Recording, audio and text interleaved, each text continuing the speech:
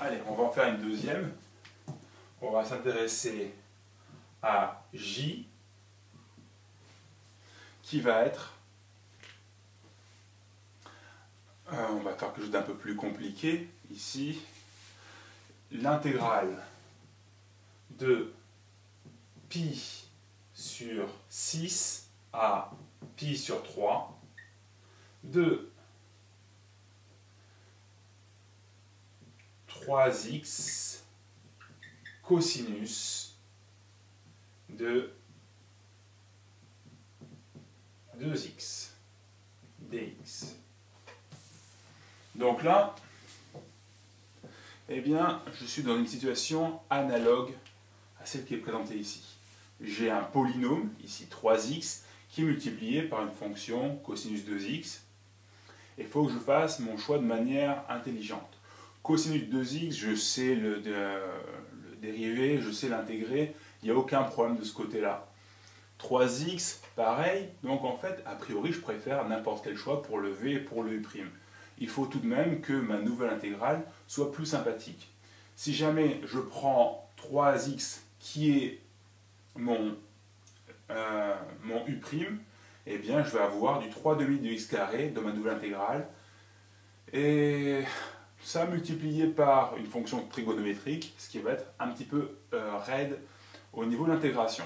Par contre, on va faire un choix du même type, c'est-à-dire je prends le polynôme qui va être ma fonction non dérivée, donc v de x égale 3x, et je vais avoir mon u' de x qui est égal à cosinus de 2x. Ce qui nous fait ici v' de x égale 3 et u de x. Alors là, il faut quand même bien connaître les formules trigonométriques. Ici, il se trouve que le cosinus, il a pour primitive du sinus. Et que le fait qu'il y ait du 2x à l'intérieur, eh bien, je peux utiliser la formule du cours, éventuellement cosinus de ax plus b me donne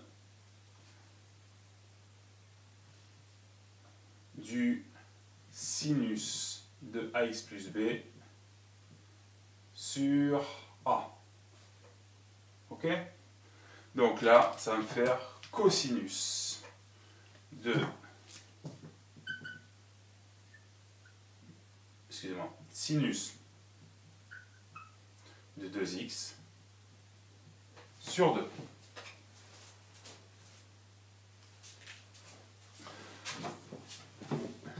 Et donc, mon intégrale, j, elle est égale à v fois u, ou u fois v, ce qui nous fait 3x sinus 2x sur 2 de pi sur 6 à pi sur 3, moins l'intégrale de pi sur 6 à pi sur 3, de quoi? Eh bien, de v' fois u, autrement dit, 3/2 de sinus de 2x.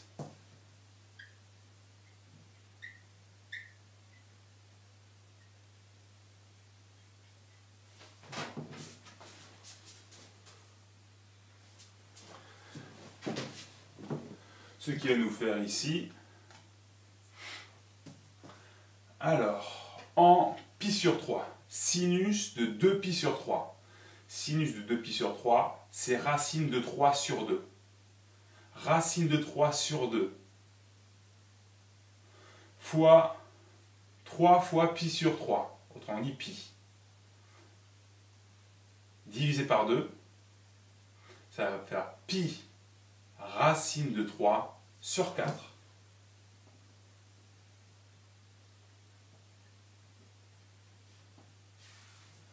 En pi sur 6, sinus de 2 fois pi sur 6, ça fait sinus de pi sur 3, ce qui fait du racine de 3 sur 2 aussi. Et là, 3 fois pi sur 6, ça va me faire pi sur 2. Donc j'ai pi sur 2 fois racine de 3 sur 2 divisé par 2. Je vais avoir du 8 en bas.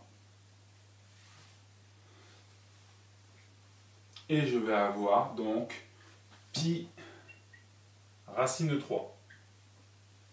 Moins, pour mon intégrale, je fais ça entre crochets. Et je fais 3 demi de sinus de 2x dx. Donc là, ce qui serait bien, ce serait de trouver une primitive de cette fonction-là, sinus de 2x. Eh bien, ça va nous faire du cosinus de 2x sur 2. En fait, je me suis trompé de signe, du moins cosinus de 2x sur 2. Ce qui va donc nous faire, dans mon crochet, moins 3 cosinus de 2x sur 2 ici et sur 2 ici, donc ça nous fait sur 4, et ça, 2 pi sur 6 à pi sur 3. Ça, cette quantité n'a rien d'autre que le double de celle-là. Donc en fait, il va nous rester ici pi racine de 3 sur 8, moins, et là, dans mon crochet, alors attention, je fais une parenthèse, et ça va me faire en pi sur 3, cosinus de 2 pi sur 3, ça fait moins 1 demi. Moins 1 demi fois 3, ça fait moins 3 demi. J'ai un moins devant, donc plus 3 demi. 3 demi divisé par 4, ça fait 3 huitièmes.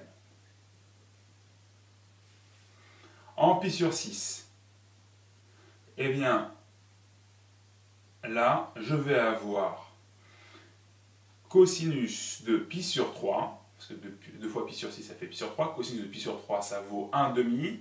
3 fois 1 demi, ça fait 3 demi. 3 demi divisé par 4, ça fait 3 huitièmes.